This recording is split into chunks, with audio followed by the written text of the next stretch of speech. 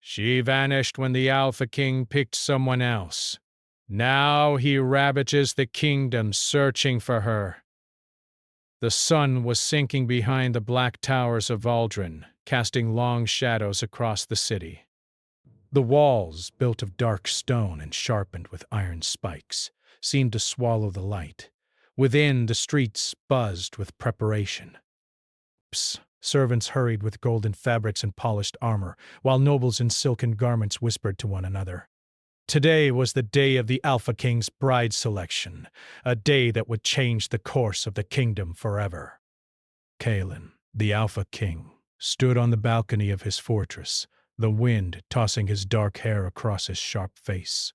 He was a man both feared and admired, known for his strength, his strategy, and the coldness that seemed to hide all emotions. Yet beneath the iron of his rule, there was a heart that had never stopped longing for a woman who had chosen a different path, the one who was not here to see him crowned with another. Lyra. Her name lingered in his thoughts like a half-forgotten song, soft but impossible to silence. She had vanished the night before, slipping away like mist before the dawn. No one had seen her leave, yet the empty space where she had been, the stillness of her absence, screamed at him louder than any cry. The city had waited for this moment for months. Kalen would choose a bride, a partner to strengthen alliances, to secure the future of Valdrin. The nobles expected a show of power and order, but Kalen's heart, his private hidden self, was elsewhere.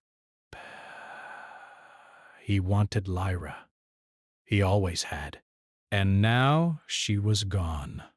A servant approached cautiously, bowing low. "Your Majesty," the voice trembled. "The candidates have arrived. The ceremony is ready." Breath. Kalen's jaw tightened. His eyes, dark as storm clouds, scanned the horizon. There was no Lyra Bay. Only the noble women, each beautiful, each aware that she might win the hand of a king. But none of them were her. None carried the light that had haunted his dreams. "Begin," he said, his voice low, carrying a quiet fury that made the servant shiver. The hall was vast, filled with gold and crimson banners. Torches flickered along the walls, casting dancing shadows. The candidates stepped forward one by one, their movements careful, polished, their smiles trained to please. Kalen's eyes, however, found nothing that called to him. Nothing but emptiness. Then, a small object caught his gaze. A silver locket, delicate and faintly glowing, lay on the marble floor near the entrance. He picked it up. Turning it in his hand, it pulsed softly, like a heartbeat, as if it carried a secret message meant only for him. His breath caught. The memory of her smile, the way she had spoken to him with warmth and quiet strength, rushed through him. He remembered the night they had danced under the moonlight in the palace gardens, her laughter like music in the wind. He had never dared to speak his love openly, fearing it might shatter the fragile peace between them.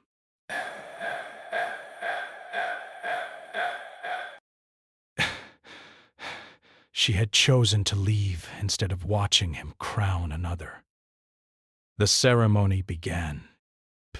Nobles watched as Kalen approached the first candidate, bowing politely, his face a mask. Each woman tried to meet his gaze, to find a spark of interest, but he was distant. He listened to their words, nodded at their smiles, but the sound of his own heart beating reminded him of the emptiness beside him. Hours passed. The sun fell completely, leaving the hall bathed in torchlight. The nobles grew anxious. The selection was meant to be a triumph, a declaration of strength, but Kalen could not choose. He could not obey.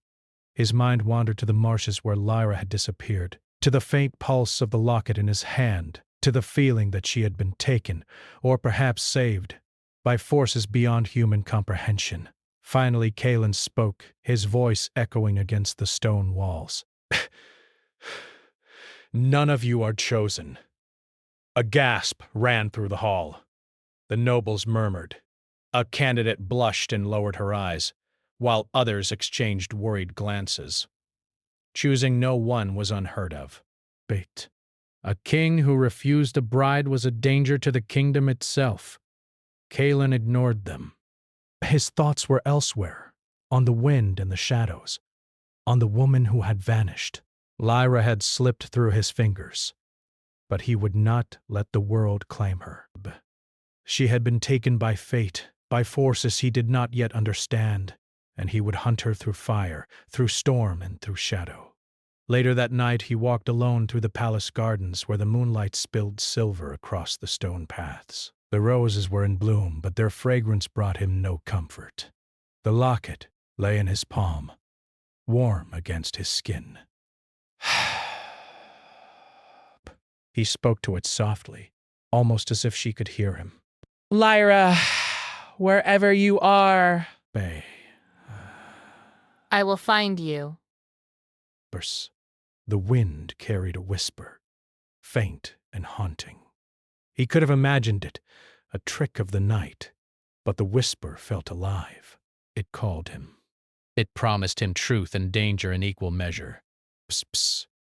Kalen knew he could not remain in Valdren. To wait would be to accept her absence. He needed to move, to hunt, to follow the faintest trace of her. And yet, the thought of leaving the kingdom without a ruler, even for a short time, made his chest tighten.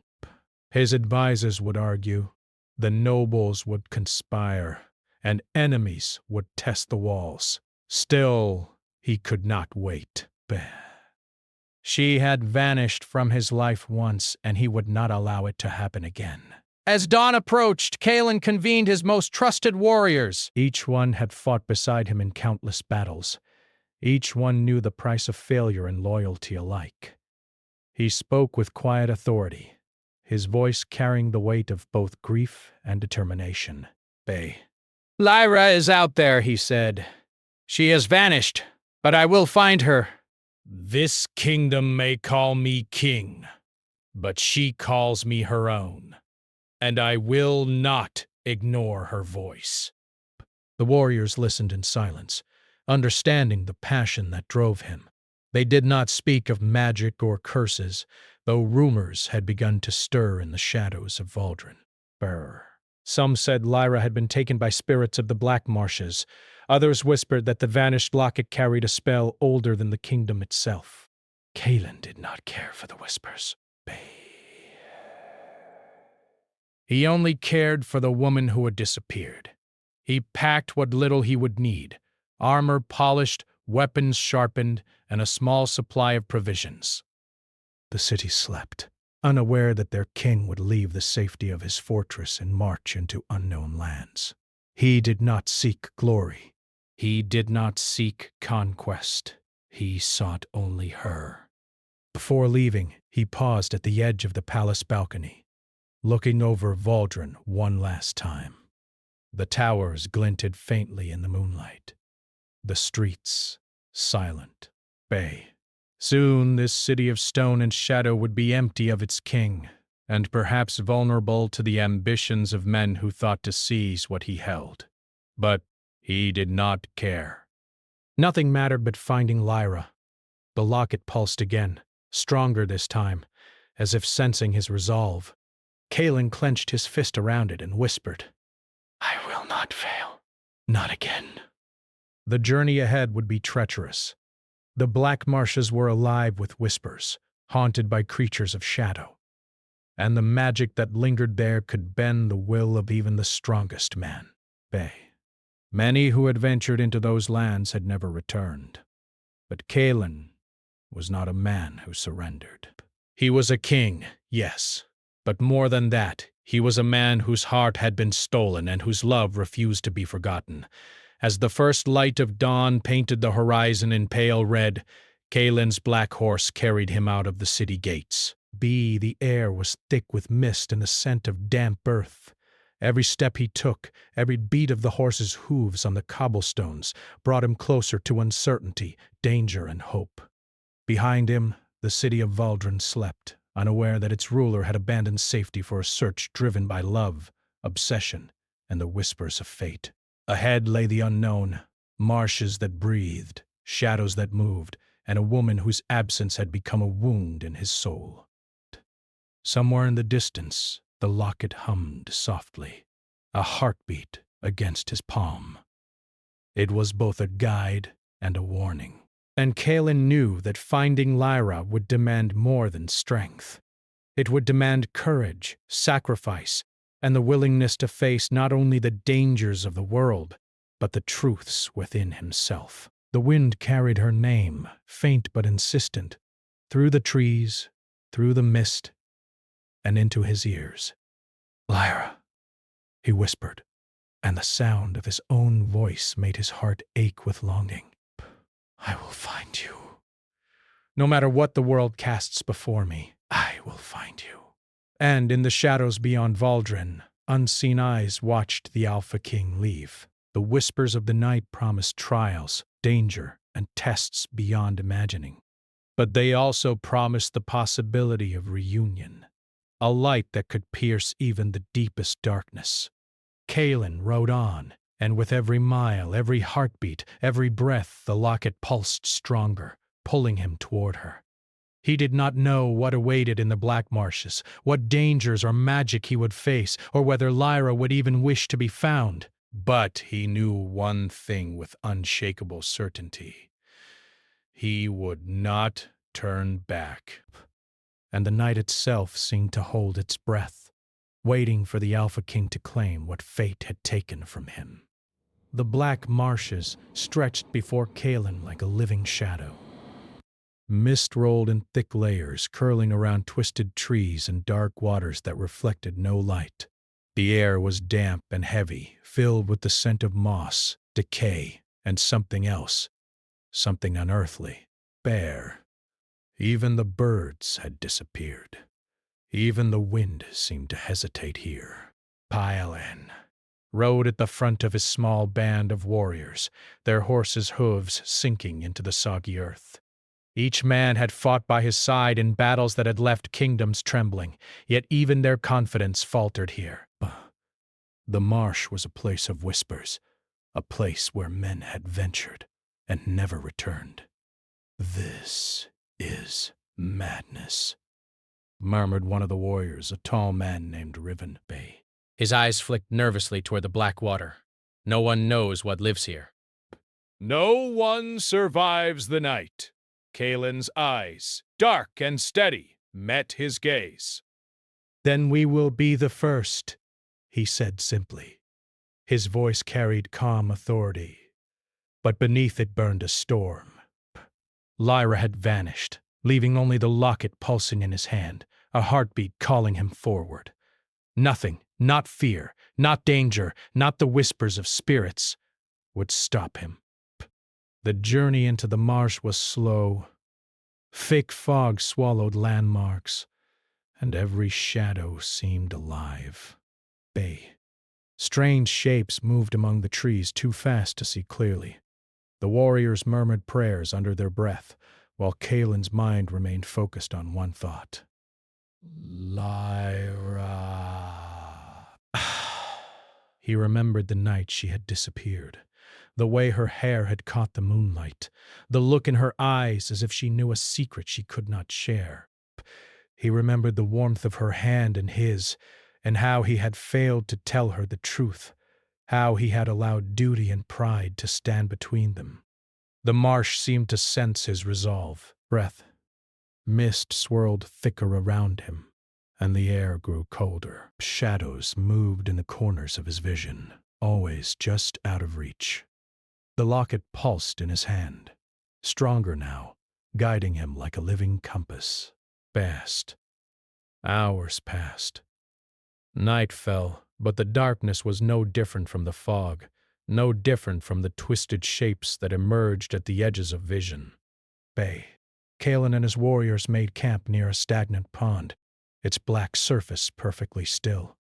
The men built small fires, but the flames seemed to struggle against the damp, and even the light cast strange, distorted shapes. Kalen did not sleep.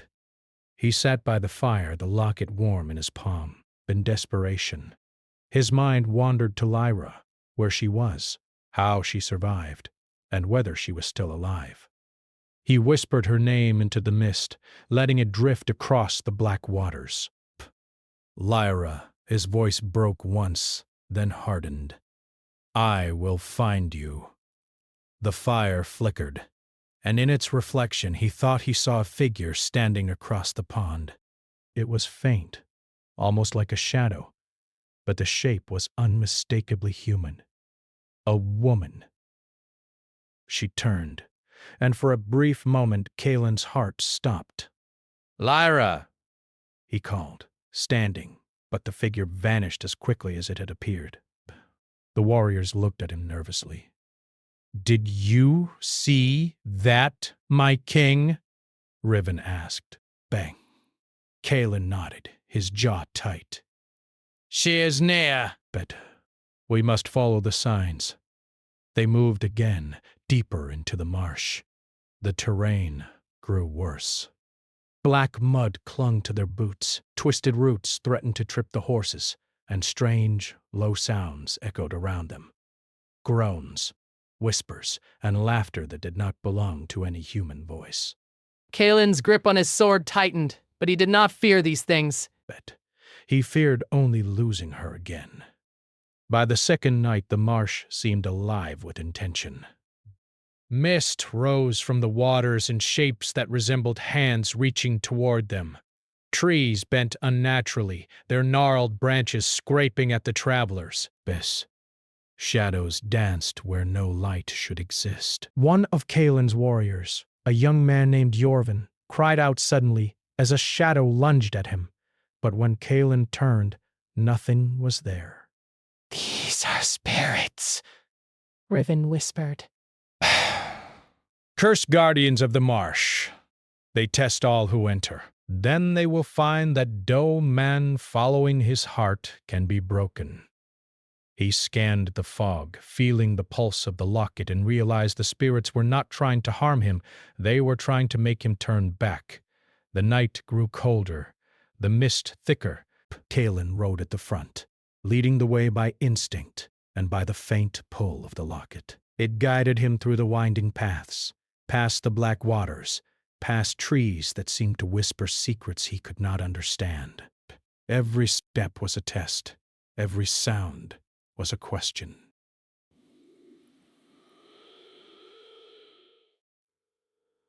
Every shadow was a warning. And then he saw her again. Lyra stood across a shallow stream, her hair glowing faintly in the mist, her eyes locked on him. She seemed unchanged, yet something was different. Her shoulders were tense, her expression wary. She did not run. She did not call. She simply watched. Bass. Kalen leapt from his horse and ran to her, calling her name with all the force of his heart. Lyra! It is me! I have come for you! Lyra's eyes softened briefly, and then she shook her head. Kalen, you should not have come. I will come for you, he said fiercely. Through fire, through shadow, through anything the world places in my path. I will find you, always. Lyra's gaze dropped, and she looked away. This place, it is not safe. They watch. They see everything. Even you, Kalen, are not free here. Kalen's brow furrowed. Watches. Who would take you from me? Lyra hesitated, then whispered, a curse. An ancient curse. One I cannot break alone. One that may destroy both of us if you do not listen. Bad. Kylan's chest tightened. Tell me. I will do anything. Psst. I will face it all. Just tell me how to save you. Her voice was low, almost a song in the wind. The curse. It is older than any king. It binds me to the marsh, to these shadows, to the unseen powers that rule here. If you reach me, if you touch me before you understand, you may be lost, Bay. And so may I. Kalen's fingers clenched around the locket, and he realized that it had never pulsed this strongly. It was alive with power. Her power, or the magic of the curse itself. It called him forward, but he stopped, listening to her words, bowed. I will wait, Lyra said softly, her eyes glimmering with something between fear and hope. But you must not rush. The curse, it tests more than strength. It tests the heart. Kalen nodded, understanding the weight of her words. But he did not fear danger, but he feared failing her. Not in battle, but in love. He had allowed pride and duty to keep them apart once. He would not allow it again.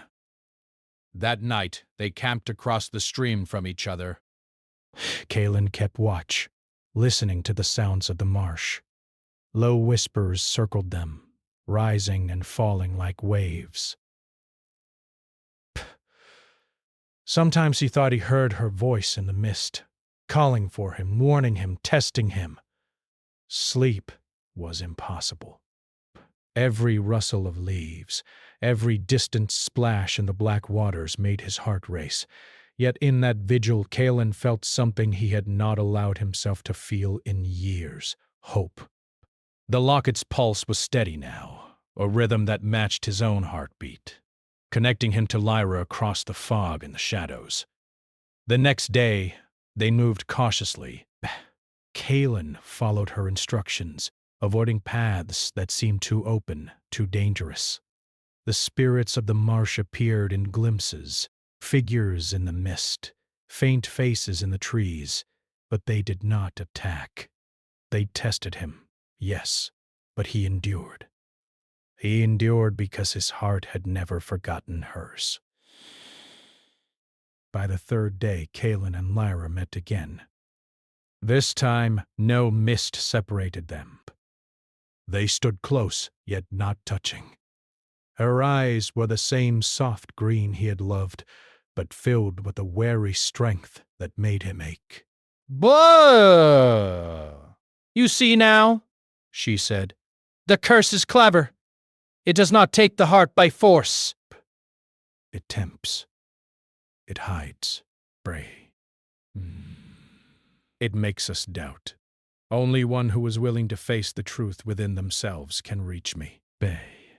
Kalen looked at her, his voice steady, yet full of emotion. I do not doubt. I only doubt myself sometimes, but I will not doubt my heart. It is yours, Lyra. All. Her lips trembled as she looked away. I want to believe you, but the marsh does not forgive so easily. Suddenly a shadow moved across the water behind her. Kalen spun, sword raised. Bay. A dark figure emerged, shapeless and shifting like smoke. The locket in his hand pulsed violently, and he felt a chill that cut through his armor. But the curse, Lyra whispered. It is aware of us now. It moved with intent, circling, testing. Kalen stepped in front of Lyra, holding his sword steady, and the locket glowed brighter, as if sensing his protection. I will not let it take you, he said. His voice was a roar, carrying across the marsh, defying the darkness itself. Lyra's eyes filled with tears, but she nodded. Then we face it together. The shadow paused, as if recognizing their resolve. It hissed, a sound like the wind through dead trees, and vanished into the mist, leaving only the scent of damp earth and the faint echo of its warning. Kaelin dropped to one knee and took her hand, finally closing the distance between them. "I have come through storms and shadows," he said, his voice soft now. "I have come because I cannot live without you. Bet, whatever waits ahead, I will face it, together." Lyra looked at him, her fear still present, but her heart beginning to trust again. Then perhaps, the marsh was silent for a moment, as if holding its breath. But then, from the mist ahead, a faint glow appeared, a narrow path leading deeper into the unknown. The locket pulsed violently, and Kaelin felt a thrill of anticipation. "They are leading us," he said, standing. "Whatever comes next, we move forward. Together." Lyra nodded, her hand in his. The pulse of the locket was like a heartbeat guiding them, stronger than the fear, stronger than the shadows, stronger than doubt. And as they stepped into the path, the marsh seemed to bend around them, watching, waiting, testing, but not yet taking. Dusk. Kaelin's heart surged with a mixture of fear and hope. He had found her again, and now the real journey began. Through shadows, curses, and secrets older than the kingdom itself. But he was ready. He would face whatever the marsh threw at him because he could not bear to lose her again. And somewhere deeper in the mist, Lyra whispered a prayer. Not to the spirits, not to the world, but to the man who had crossed the shadows to find her. Do not fail me, Kaelin. For if you do, we are lost to this place forever. Bay. And the shadows waited. The kingdom of Valdren was not the same without its Alpha King. The news of Kaelin's departure had spread like wildfire, leaving the nobles in panic and uncertainty. Some whispered about rebellion, while others saw opportunity. The streets of the capital, once orderly and watchful, now seemed quieter, darker, as if the city itself sensed the absence of its ruler. Queen Lissa, Kaelin's appointed advisor, tried to maintain order, but her calm was brittle. Rival lords began to test the limits of their loyalty, pressing her for favors, making demands, and sending spies through the city. The balance of power teetered like a candle in the wind. Valdren's walls remained strong, but the cracks in its leadership were spreading, and soon they would show through. Meanwhile, Kaelin and Lyra moved cautiously through the black marshes. The faint path they had followed continued to wind deeper into the fog, twisting and narrowing, sometimes over shallow waters that reflected the sky in fragments. Each step forward was a test of courage, a test of heart, and a test of trust. Lyra walked ahead, her senses alert to every sound, every movement, every whisper of the marsh. Kaelin followed close behind, his hand never leaving the hilt of his sword, yet always aware of the locket's pulse in his pocket. It guided him, but it also warned him. The curse was stronger now, feeding on fear, testing their connection, trying to separate them before they could reach safety. You must listen carefully, Lyra said, her voice low but firm. The curse can take many forms. It will tempt, it will frighten, and it will show you visions. It wants to make us doubt each other, Bay. Kaelin nodded, his eyes dark and focused. I have already faced doubt, he said. It will not break me. Lyra hesitated, then reached out, placing her hand briefly on his arm. I believe that, Kaelin. But the curse. It is clever. It does not attack with violence.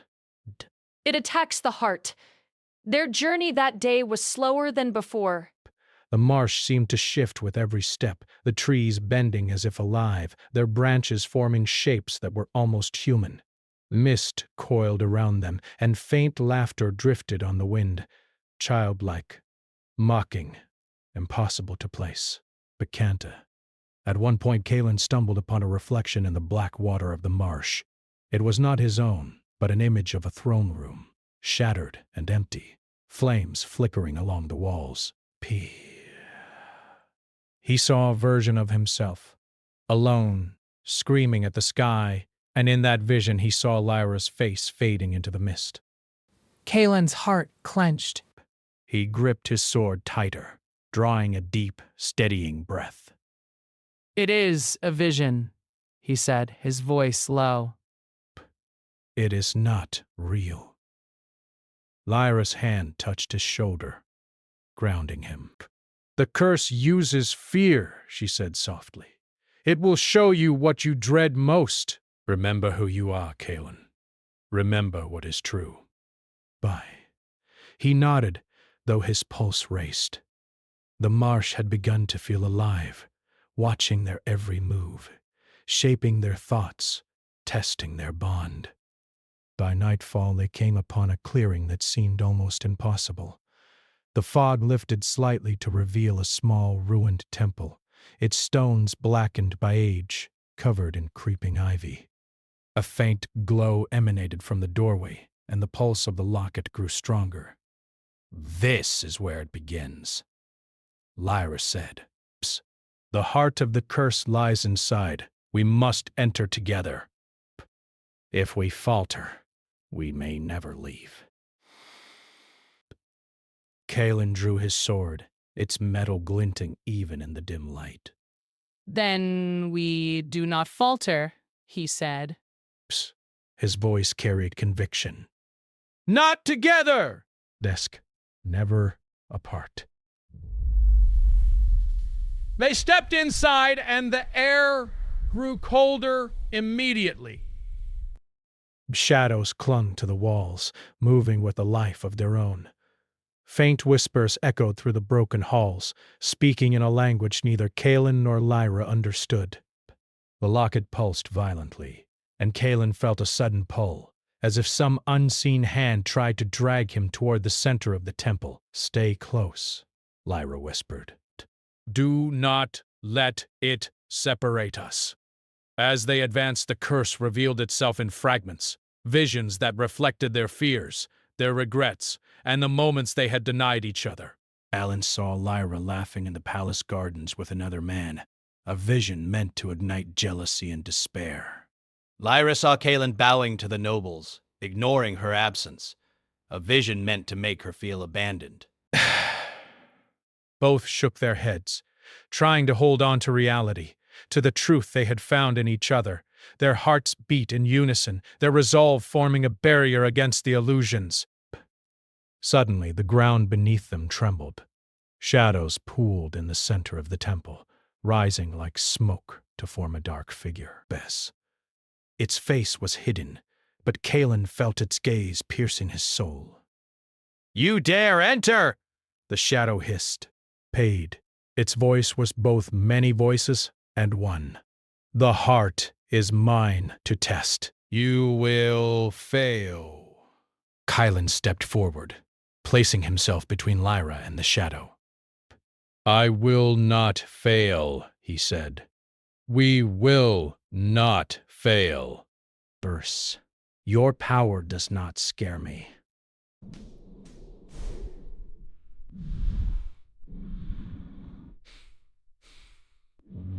The shadow laughed, a sound that made the walls shake. Power? No, mortal.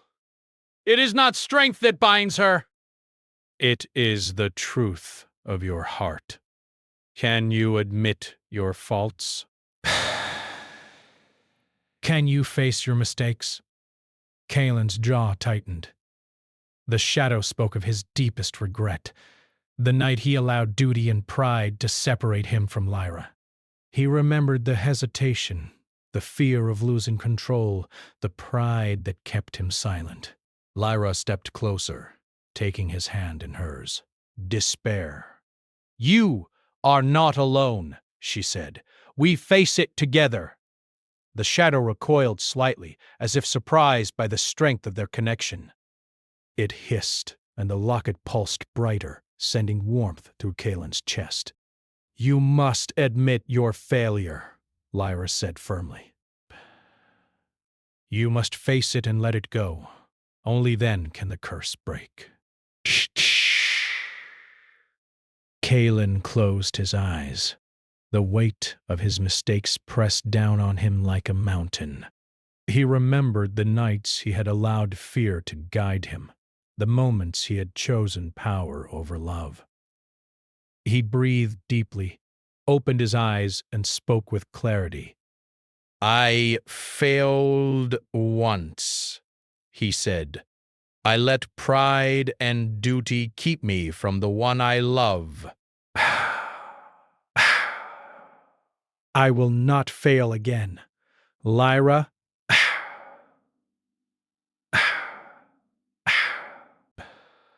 "I see my mistakes, and I will change. I will not let the curse or the world take you from me again." The shadow recoiled further, writhing in the darkness. The whispers grew louder, but they no longer carried threat. They carried judgment. Kaelin felt the weight lifting, the pulse of the locket sinking with his heartbeat. Lyra squeezed his hand. "It sees the truth now," she said. "We must move forward." "Bis, do not hesitate." Together they advanced toward the center of the temple. The shadow tried one last assault, forming visions of terror, walls collapsing, the marsh consuming them, Kaelin losing Lyra again. But their hands remained clasped, their hearts. At last they reached a stone altar in the center of the temple. It was old, carved with symbols that glowed faintly under the locket's light. Lyra placed the locket on the altar. The pulse slowed, becoming steady, calm, like a heartbeat finally at rest. Kaelin watched as the shadows dissolved into mist, the temple returning to silence.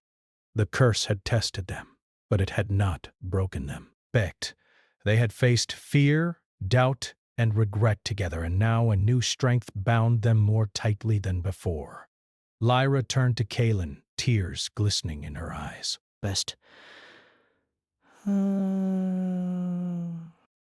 We have survived it, she said softly. But the kingdom? It is fractured. Without you, chaos spreads. You must return. Kaelin nodded, understanding the truth of her words. "But I will return," he said. "But first we must prepare. The kingdom cannot heal while we are uncertain, while the nobles plot and the enemies wait." They left the temple and began the journey back toward Valdrin. The marsh seemed calmer now, the mist lighter, the shadows retreating. Yet Kaelin knew the danger was not gone. The curse had been only one test, and the world outside the marsh had its own threats. By the time they emerged from the fog, the sun was setting over Valdrin, painting the city in gold and red. The walls seemed smaller, the towers less ominous, but the tension in the air was unmistakable. Kaelin's heart ached at what he had left behind, the city, his throne, and the people depending on him. He glanced at Lyra. Her hand still in his, and realized that he could not face the kingdom alone. He had survived the curse, but he could not survive the throne without her by his side. "Are you ready?" Lyra asked, sensing his thoughts. Kaelin nodded. "With you, always." As they rode toward the city, shadows stretched along the walls, and whispers of discontent reached their ears. Nobles and rivals had begun to stir, plotting and testing the limits of the kingdom's loyalty. Kaelin knew that returning would be more dangerous than any trial the marsh had thrown at them. But he was no longer the same man who had left. The curse had tested his heart, and he had emerged stronger. He had faced his mistakes, confronted his pride, and reclaimed his courage. Now, with Lyra by his side, he would face the fractured kingdom and heal it, even if it cost him everything. And somewhere in the distance, the locket hummed faintly, as if reminding him that love and courage were stronger than fear, stronger than shadows, and stronger than any curse. The city of Valdren lay under a heavy dusk, the red and gold of sunset painting the walls in firelight. Pay. From a distance the towers looked serene, but within, whispers of discontent grew louder with every passing hour. Without Kalen, rival lords had begun to test the limits of their power. Murmurs of rebellion stirred, while spies crept through the streets like shadows in the night. Kalen and Lyra returned at twilight, the black marshes behind them, and the locket still pulsing faintly in his pocket. The kingdom had changed in their absence, and he knew that reclaiming it would demand more than strength. It would demand wisdom, courage, and unity.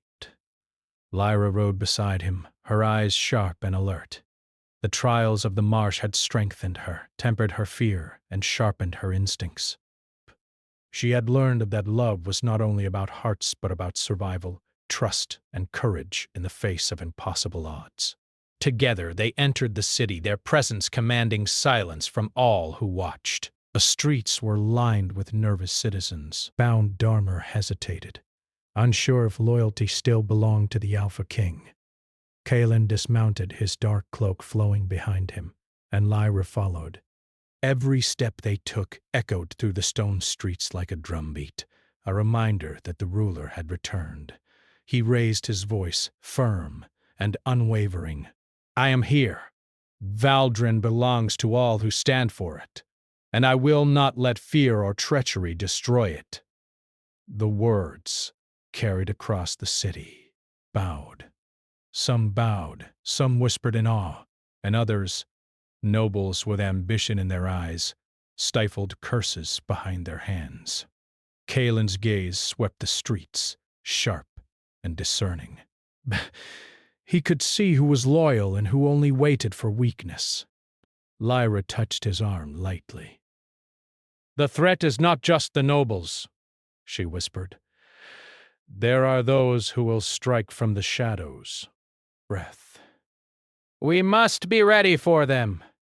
Kalen nodded. Then we face them all, together. That night, under a sky scattered with stars, Kalen and Lyra convened with his most trusted warriors. The castle gates were reinforced, secret passages checked, and archers stationed along the walls. But Kalen knew that strength alone would not protect the kingdom. He needed strategy, insight, and the loyalty of his people.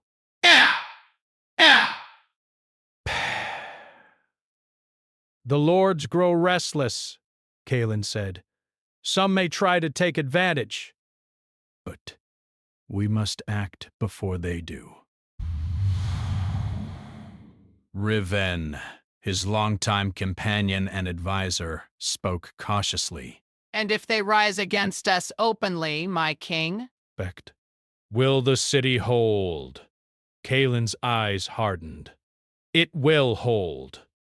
And if not, we will show them why the Alpha King and his queen are not to be challenged. Lyra stepped forward, placing her hand on Kalen's. You do not face this alone. We learn to fight fear together. We will do the same now. As midnight approached, a dark fog crept over the walls of Valdren. From the shadowed streets, figures emerged, clad in black cloaks, their faces hidden. It was clear. The rebellion had begun. Kalen drew his sword, its metal glinting in the torchlight, while Lyra readied herself beside him, the locket warm against her chest. The first clash came swiftly. Shadows moved with intent, arrows flying, daggers flashing. Kalen's warriors engaged the attackers, but the rebels had the advantage of surprise. The sound of steel on steel rang through the city, punctuated by shouted orders and cries of fear. Kalen fought through the chaos, his mind focused not only on defending the city but on finding the leaders of the rebellion. Lyra moved beside him, her presence a beacon of calm in the storm. She did not fight for dominance. She fought to protect, to guide, and to ensure that the city would survive. Amid the battle, a figure stepped forward, a tall nobleman with a twisted grin, eyes full of ambition. "Kalen," he sneered. "Bay." You returned too late. Valdren belongs to those willing to take it. Kalen's gaze was sharp. "Bess, no one takes Valdren while I breathe," he said. The words carried weight, authority, and promise. With a swift motion, he disarmed the man, forcing him to kneel before the gates. But even as victory seemed near, a chilling presence swept across the city. Shadows flickered unnaturally, the air thickened, and the locket pulsed violently. Lyra's eyes widened. "It is not the men alone," she warned. "Something else has come." From the darkness emerged a figure unlike any warrior Kalen had faced. It was the remnant of the curse from the marsh, a creature of shadow and smoke, its eyes burning with an ancient hunger. It had followed them back, seeking to claim what had survived the trials, their hearts, their love, their courage. Kalen stepped forward, sword in hand, Lyra beside him. "We have faced you once," he said. "But we are not afraid," the shadow hissed, a sound that shook the walls.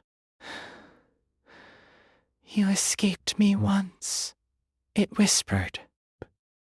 "But the world cannot protect you forever."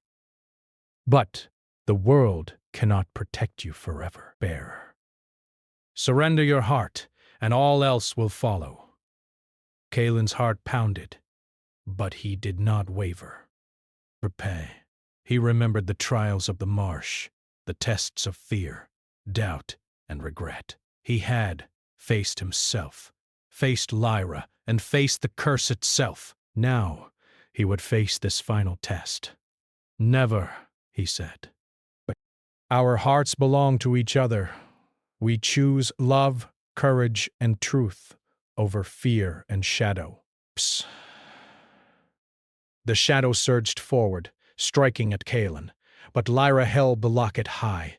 Its pulse flared, sending a wave of warmth through the square. The shadow recoiled, howling in anger and frustration. Together, Kalen and Lyra advanced, their hands clasped, hearts aligned. They moved with unity and trust. Where Kalen's sword struck, strength followed. Where Lyra's magic pulsed, protection bloomed. The shadow fought fiercely, summoning illusions, showing them visions of despair. But they stood together, unbroken. Kalen remembered every lesson from the marsh, the patience, the humility, the truth of his love. Lyra reminded him with her eyes, her presence, her courage. They were no longer tested by fear alone. They were strengthened by love, trust, and the bond they had forged. Finally, the shadow faltered. Its smoke swirled violently before dissipating, leaving only a faint mist in the air. The city, once trembling with fear, seemed to breathe again. Citizens and soldiers alike watched in awe as the Alpha King and his queen stood victorious side by side. Kalen lowered his sword, his chest heaving. Lyra's hand was still in his, the warmth of the locket spreading like fire through them both. "It is over," Kalen said softly, yet with conviction. "We have survived. We are stronger."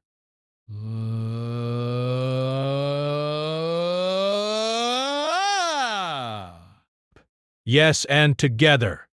The nobles who had plotted in secret now approached cautiously, their faces masks of respect and fear. Kalen's gaze swept over them. "Valdren is mine to protect," he said. "Not with fear, not with tyranny, but with truth." Those who betray it will face justice. Those who serve it faithfully will find honor and reward. One by one they knelt, acknowledging the authority not only of the king but of the queen who had stood by his side. Lyra's presence commanded respect, her courage during the trials of the marsh evident to all. As dawn broke, painting the city in pale gold, Kaelin and Lyra stood atop the walls overlooking the kingdom. The streets were beginning to stir with life again, soldiers patrolling, citizens emerging cautiously, and the city slowly returning to order. Kaelin exhaled deeply, feeling the weight of what had been endured. "The kingdom is safe," he said. "For now." "And you are safe," she whispered. "We survived together, and nothing can take that away." Kaelin smiled, a rare softness in his eyes. Not even a curse, not even shadows, not even fear itself. They held each other quietly, the city waking around them, the locket warm against Lyra's chest, a reminder of trials survived and love reclaimed. Yet Kaelin knew the true victory was not in battle, not in conquering enemies, but in the heart. He had faced himself, faced the curse, faced his fears, and emerged stronger, wiser, and more aware of what truly mattered. Lyra's hand in his was a promise, not just of love, but of unity, trust, and shared strength. The kingdom would need rebuilding, trust would need to be restored, and challenges would always rise, but Kaelin no longer faced them alone. Lyra's presence was a light in the darkness, a guide, and a reminder that together they could overcome anything. As the sun rose higher, golden rays spilling over Valdren, the locket pulsed one last time, steady and calm. Kaelin and Lyra stood on the highest wall, their eyes fixed on the horizon. The trials had ended, the curse had been broken, and the kingdom and their hearts were whole. Kaelin spoke softly, almost to himself. "She vanished once, but love always finds its way back." Lyra smiled, eyes shining. "And now we are together. Always." They turned toward the city, ready to reclaim their throne, their kingdom, and the future they would build together, stronger, wiser, and bound by a love that no shadow could ever undo. The Alpha King had returned, not only as a ruler, but as a man who had faced his heart, conquered fear, and chosen love over everything else. And by his side, the woman he had risked everything to save stood, equally strong, equally brave, and equally determined.